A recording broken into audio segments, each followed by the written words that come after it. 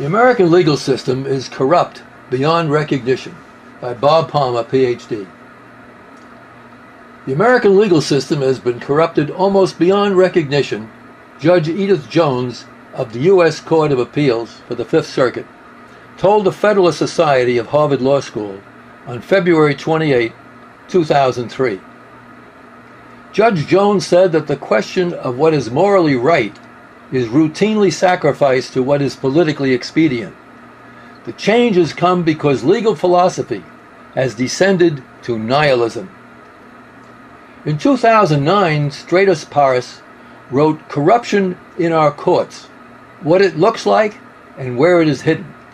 Yale Law Journal, 118 Yale Law Journal, page 1900. Mr. Paris estimates that 1 million judicial bribes occur each year and suggests that our institutions are ineffective at preventing and exposing bribery in the civil courts. My experience within our justice system reveals how easily any litigant may be victimized by legal nihilism and rejection of the rule of law. Institutions that monitor the courts are ineffective because public officials are united in concealing instead of exposing predatory judges. Our institutions are not unlike the Catholic Church, an institution that conceals predatory priests. Predatory judges sell their authority with impunity because there is no countervailing authority making them accountable for unlawful conduct. Their unchecked conduct violates the rule of law. Our form of government relies on the rule of law that serves to guarantee individual rights and prohibits the abuse of judicial power. Every individual who has served in the armed forces has taken an oath to support and defend the Constitution of the United States. Defense of the rule of law, and not the rule of men, is the rationale used to justify putting one's life in harm's way for our nation. Lives have been put in harm's way in foreign lands with the expectation that all judges will honor their oaths of office and uphold the rule of law. When a judge commits treason against the Constitution, it is an affront to all those who have served, both the living and the dead. Judges who exercise their own will engage in a form of domestic terrorism that cannot be tolerated. Those who condone such conduct are also terrorists. A corrupt judge is a fraud, and those who condone judicial corruption are also frauds. Hermann Göring boasted, "The law and the will of the Führer are one."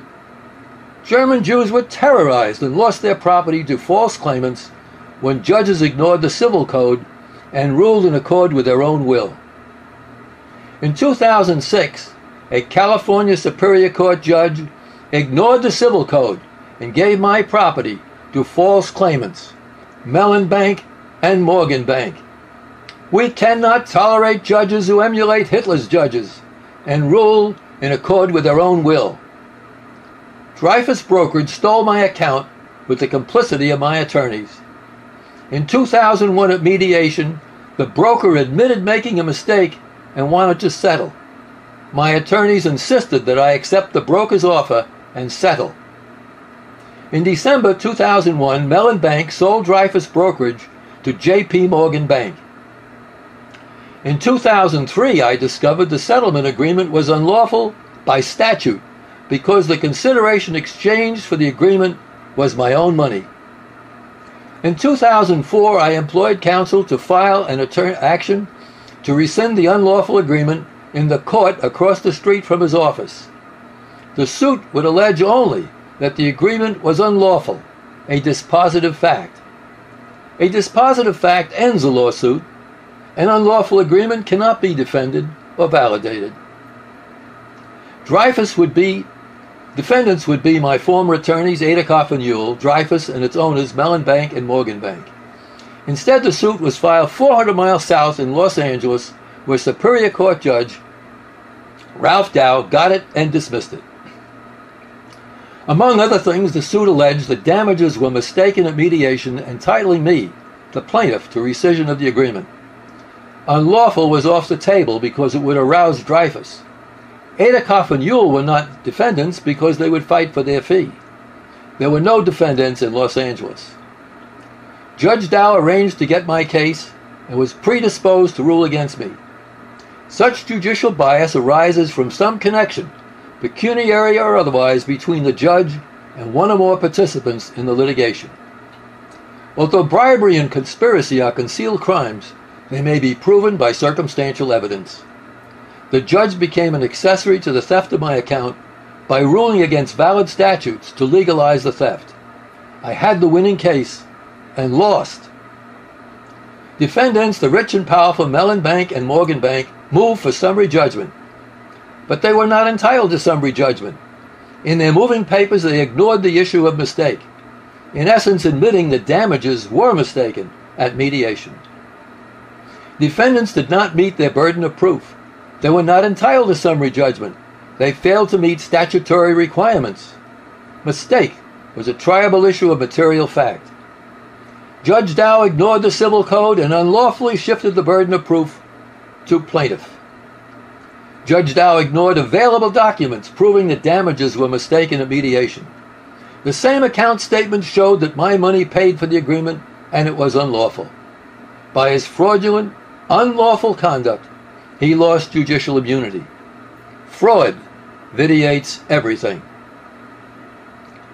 Judge Dow changed the record of undisputed facts to fabricate an element of the bargain. It turned out to be an impossible possibility. He ruled contrary to the law to defeat unilateral mistake. He ignored statutes entitling me to summary judgment because the agreement is unlawful. It is not a judicial act to rule contrary to valid statutes, nor is it a judicial act to fabricate an element of the bargain. Judge Dow committed fraud upon the court and entered his order in the record of the Superior Court for a corrupt purpose. His order is void and never becomes final. My website, www.judgeabuse.com, reports further on this matter. Judge Dow's egregious conduct exemplifies the conduct of a corrupt judge. My case might be the needed catalyst for effective change. The first step is to direct other persons to this video and my website. Thank you for supporting constructive change of our legal and justice systems.